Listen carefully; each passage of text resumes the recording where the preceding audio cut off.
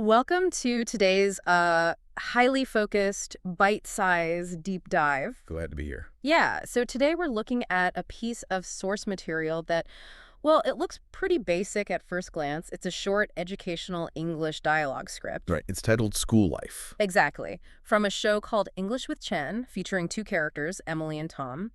And our mission today is to look at this seemingly simple dialogue entirely through the eyes of an absolute beginner. Which is such a great way to frame it. Right. We really want to focus on that universal, just paralyzing hurdle, like how to overcome the nervousness of opening your mouth and actually speaking a new language. So, okay, let's unpack this. Well, the setting is super relatable right from the start. School life is fun, but Tom admits he feels tired because there is so much homework. Which, I mean, is a very real struggle. Completely. And I- Emily reframes this exhaustion perfectly. She validates it first, saying, homework can be hard, but then she immediately pivots to the value of it.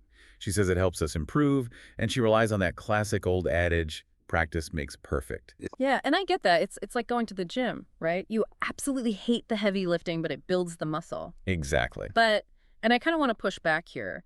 Does the idea that practice makes perfect actually help a beginner? Mm. Or does it just make them, like, more terrified of making a mistake and sounding silly? Oh, that's a really sharp point. It creates this huge burden of perfection. Right. Which naturally bridges into Tom's specific admission in the script. He likes English, he finds it useful, but he confesses, I feel a little nervous sometimes when trying to speak. Yeah, and what's fascinating here is the psychological brilliance of Emily's advice. She does two things. First, she normalizes the fear entirely. She says everyone feels nervous at first. Right. And then she offers this really profound strategy for beginners. She lowers the bar. She tells Tom even simple sentences are good and offers basic examples like hello and how are you. And here's where it gets really interesting. By focusing on those small steps, Emily is essentially removing the cognitive overload for a beginner. You don't need a perfect, complex vocabulary. You just need to break the silence. Just get the words out. And then the script transitions to after-school activities, which is key. While Tom does his homework and plays sports, Emily mentions that she likes reading books and listening to English. Taking it out of the classroom. Exactly. She is taking English out of that high-pressure environment. By listening on her own time, she makes the language part of your daily life. And that naturally reduces the nervousness of speaking because the language begins to feel like a familiar friend rather than an academic test. So what does this all mean for you? Well, the next time you feel paralyzed trying something new, just remember Tom and Emily. Take those small steps without worrying about perfection.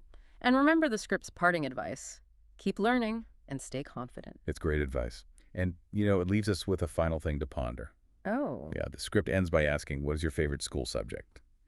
But if we truly make learning a seamless part of your daily life, like Emily suggests, bridging that gap between textbook homework and natural listening, Oh, I see where you're going with this. does the very concept of a confined school subject eventually become obsolete? I mean, when you learn like that, the whole world becomes our classroom. Wow, yeah. That is definitely something to think about.